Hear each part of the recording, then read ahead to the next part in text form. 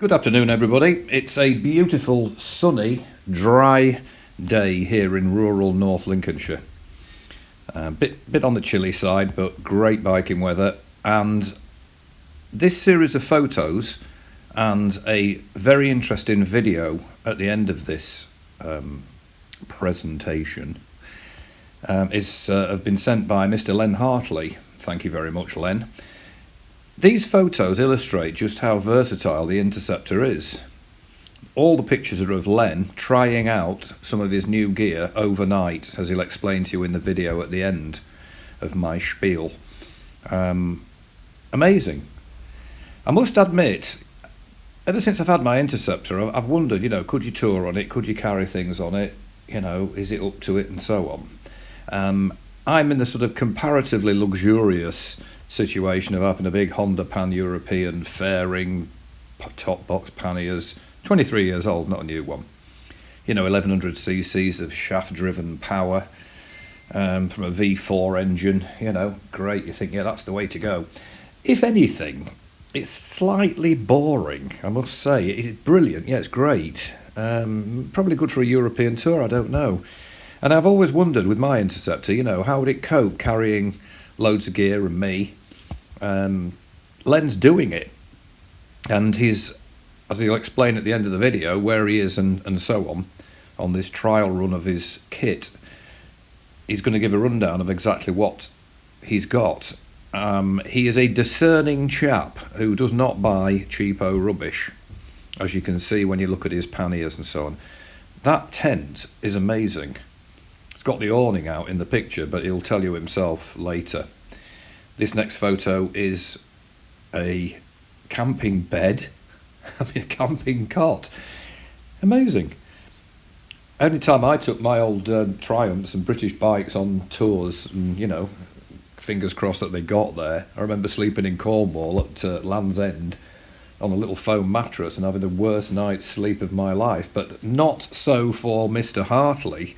He's got a camping cot, and he'll explain later what else he's got to make for a very, very comfortable night. I'm really impressed by this gear because he's got it all on his bike, and from what he's told me, it's not a struggle either. It's not a struggle to get it on the bike, nor is it a struggle for the bike to actually cope with it, which is, really, really impressive.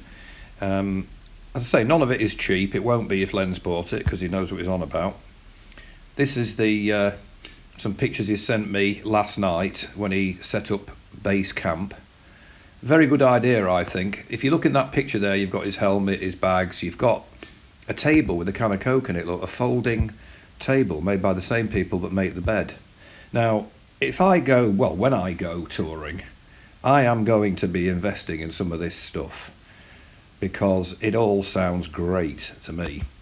A big thing, which Len will mention later, I'm not stealing your thunder, Len, but I like Len, I hate sleeping bags. I can't move my legs, and I like to sort of, waggle my legs about, and it's always struck me that sleeping bags are the wrong way round. You should have a little bit at your neck and a big space at the bottom, like a reverse sleeping bag, so you can move your legs about, I hate them. However, Len sorted it. Now, no camping trip, however short, and this is a trial, as he's said, is complete without having a decent chair. That's what I always say. I've never had one, but Len has. Now look at that. Again, a folding kit.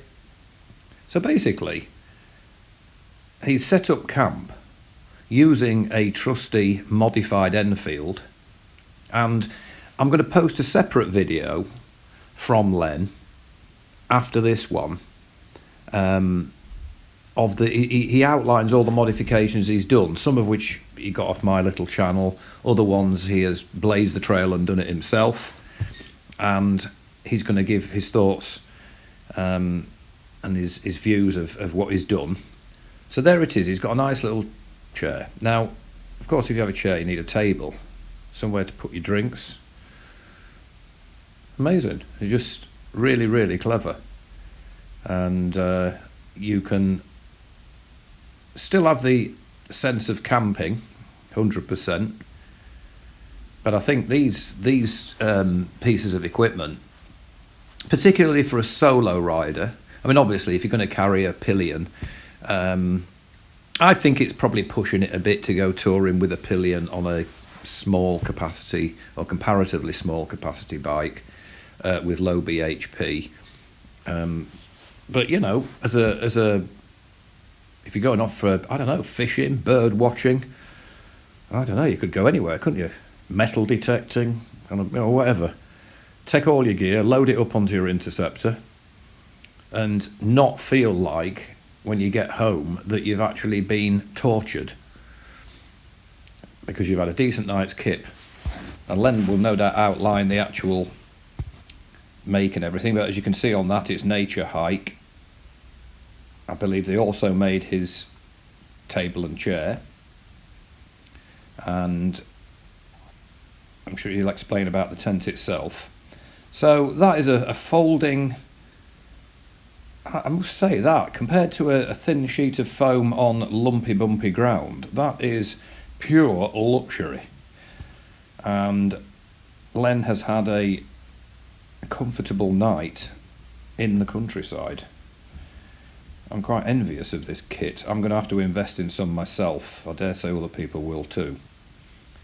So there it is, look, there is the actual underside of the camping cot, complete with printed instructions on the back. Looks really simple to put up and take down. Well, Len says it is. And he's got all this kit on his bike, and his bike has coped admirably with it, and he's loving it, and I must say, I don't blame him. Now this next photo that's coming up is a photo of the tent. Len will give an outline of what the features of the tent are in his video clip at the end. So here it is, the final picture before Len's video. I'll let him sign off and give you his thoughts, and I'll post another video after this where he outlines the modifications he's done to his bike. So there it is. I mean, wow. I mean, obviously, a cheap tent, you get what you pay for. So, you know, buy quality, buy once. There is a reason for it being that colour as well, apparently. So Len will go into that and give you an outline. So, in the meantime, I will shut my mouth and stop. Hooray, I hear everybody say. And I'll hand over to Len in his video clip taken yesterday. And as I say, watch out for another video where he details the modifications he's done to his bike. So in the meantime, if you're out on this sunny day, if it is sunny where you are, take care. Watch out for the loonies in cars, and I will speak to you soon. Bye for now. Well, good evening, James. I'm actually in a place called the Valley of Clwyd. It's in northern Wales, and I've come out just for the one night, really. I wanted to just do some testing and checking out on a new tent that I purchased, which I'll show you now. Now, many people have probably come across this. A lot of bikers use them. It's called a Lone Rider moto tent. I've just put it up for the first time. Now you'll notice as well, I've got my bike inside. So it does allow you to put a bike inside, and I've got my panniers on the side there as well. I suppose if I had my duffel bag on the back as well, that'd still go in. So yeah, I'm really pleased with that, like, you know what I mean? So it keeps it out of the weather, and also, like, you know, if you're away from campsites, it's out of sight to anybody else. You won't know a bike's in there. So the tent itself, here we go. I'll just walk back slightly. It's got a canopy there. That's an add-on, additional accessory that you can purchase. And I'm just walking around it now. You can gain access through the back as well. So that's handy. What I do like about it is it's got really good headroom. Well made. I actually did a lot of research before purchasing it, and there is a lot of videos on the Lone Rider tent on YouTube. Now, as you go in, there's my trusty steed. I'm going to give you a walk around on that at some stage, like, and I'm going to explain all the upgrades I've done as a result of your channel, plus my own upgrades. Right, so it's bright red, but apparently that helps you sleep. That's what I've been told anyway.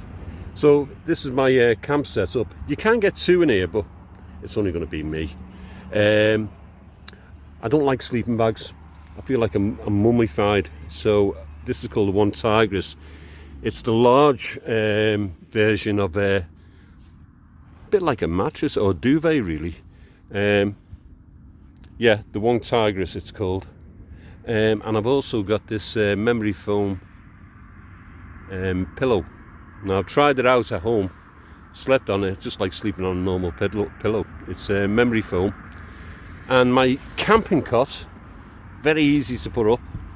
There's no squeak and everything. I slept this in my living room as a trial run to see what it would be like. So it's called Nature Hag. About 6 inches off the ground.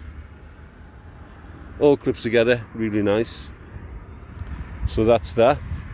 And yeah, you can see the access there, you know, so you can go back out through the back way of the tent if you wanted to. Or you could open it up, like, you know, when it was really hot, to let fresh air come through. It has got fly nets, like, you know what I mean, to keep the mosquitoes out on both doors. Lots of storage spaces in it as well in each corner. So, oh, and my little table, my Nature Hike table. Got a can of Coke on the go there. So yeah, that's the tent and some of my camping equipment. You'll notice the bike has got my long ride Super Patriot panniers on the back. But of course I could actually have the duffel bag in there as well. It wouldn't be impeded by the tent in any way.